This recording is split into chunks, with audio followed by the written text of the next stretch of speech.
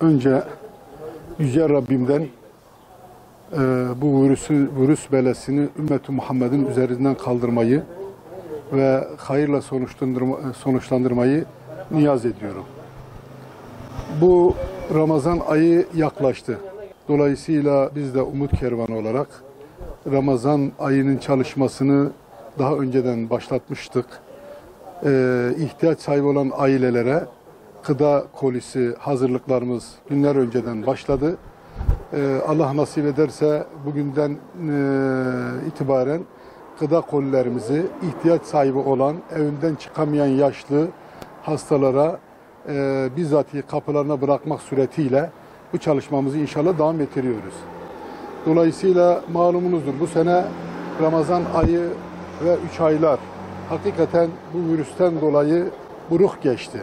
Dolayısıyla bu Ramazan'ı da inşallahurrahman hayırlara vesile kılarak Rabbimize dua ediyoruz ki bu Ramazan'da inşallahurrahman bu çalışmalar ve yapılacak olan ibadetler, taatlerle beraber İslam ümmetinin üzerinden bu hastalık, malum hastalık kalkar ve insanlık özellikle rahatlar.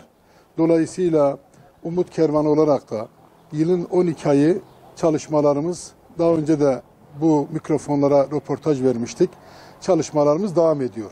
Bu Ramazan'da da bugün yaklaşık 250 aileye gıda kolisi ulaştıraraktan Ramazan'ın içerisinde de yine çalışmalarımız devam edecek. Gıda kolilerimiz ihtiyaç sahiplerine ulaştırılacak.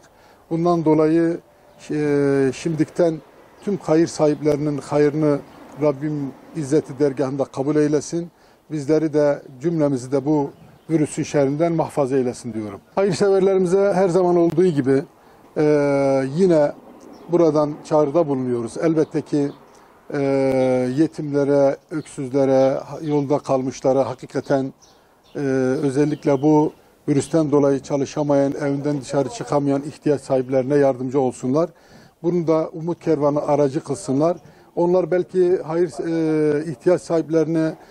ihtiyaç sahiplerine ulaşmada, tespit etmede belki zamanları müsait değil, belki dışarı çıkma konusunda sıkıntıları var.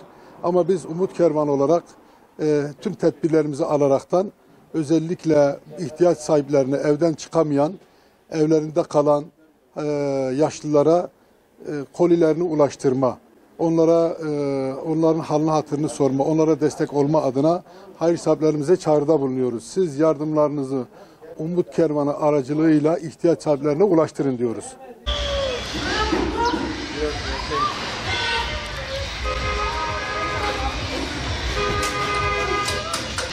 Umut Kervanı Vakfı'nda size yardım gelmiş. Adresimiz değişmiş, biz buraya geldik. Ders verenler.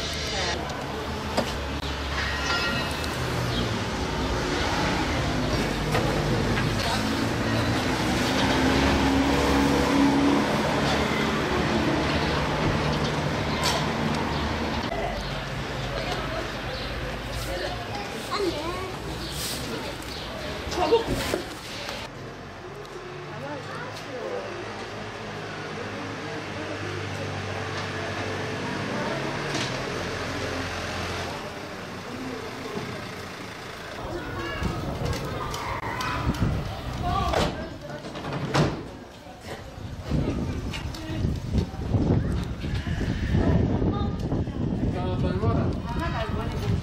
Size erzak getirdim. Daha önce de getirmiştim inşallah.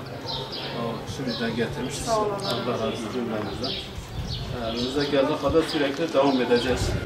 Her geldiğinden inşallah size yardımınıza ulaştırır. Umut Kervanı olarak.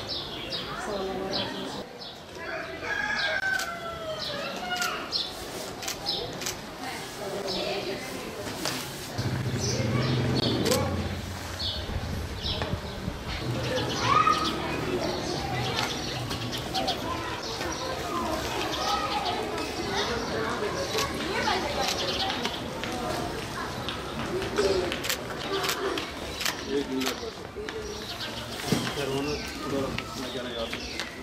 Sağ olun, Allah razı olsun.